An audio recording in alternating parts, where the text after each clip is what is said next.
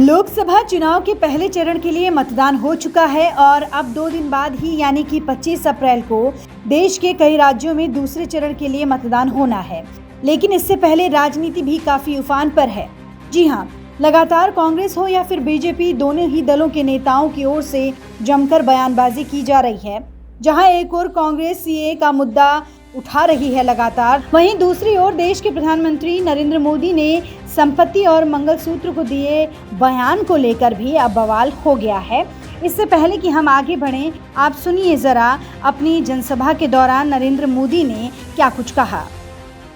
अब इनकी नजर कानून बदलकर हमारी माताओं बहनों की संपत्ति छीनने का भी खेल खेला जा रहा है।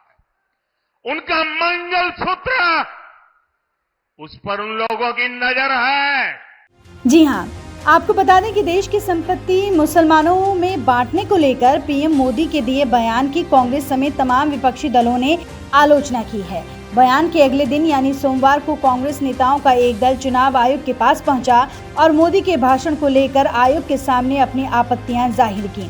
कांग्रेस नेता अभिषेक मनु सिंघवी ने कहा कि हमने चुनाव आयोग के सामने 17 शिकायतें दर्ज कराई हैं। हम धन्यवाद करते हैं चुनाव आयोग का कि उन्होंने बहुत अल्प समय में हमें जल्दी से जल्दी मीटिंग और कंप्लेंट अपनी दोहराने और बताने के लिए व्यापक रूप से समय दिया। हम आशा और विश्वास करते हैं कि ठोस कदम जल्द से जल्द उठाए जाएंगे। दरअसल राजस्थान के बांसवाड़ा में रविवार को एक रैली को संबोधित करते हुए पीएम मोदी ने कहा था कि कांग्रेस की योजना लोगों की गाढ़ी कमाई और संपत्ति घुसपैठियों और ज्यादा बच्चे वाले लोगों को देने की है। मोदी ने इस रैली में कहा कि पहले जब उनकी यानी कि जब कांग्रेस की सरकार थी तो उन्होंने कहा था कि देश की संपत्ति पर पहला अधिकार मुसलमानों का है। कांग्रेस के शहजादे का कहना है कि उनकी सरकार आई, ये जो संपत्ति है उनको सरकार अपने कब्जे में लेकर उसको सबको बांट देगी, ये कहते हैं। ये मैनिफेस्टो उनका कह रहा है।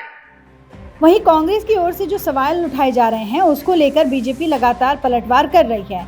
बीजेपी की ओर से कहा गया कि प्रधानमंत्री ने जो भी कुछ कहा वो सच बोला है और देशवासियों से जुड़ी हकीकत है। प्रधानमंत्री नरेंद्र मोदी ने कांग्रेस का सच सामने रखा है जो विपक्ष को सहन नहीं हो रहा।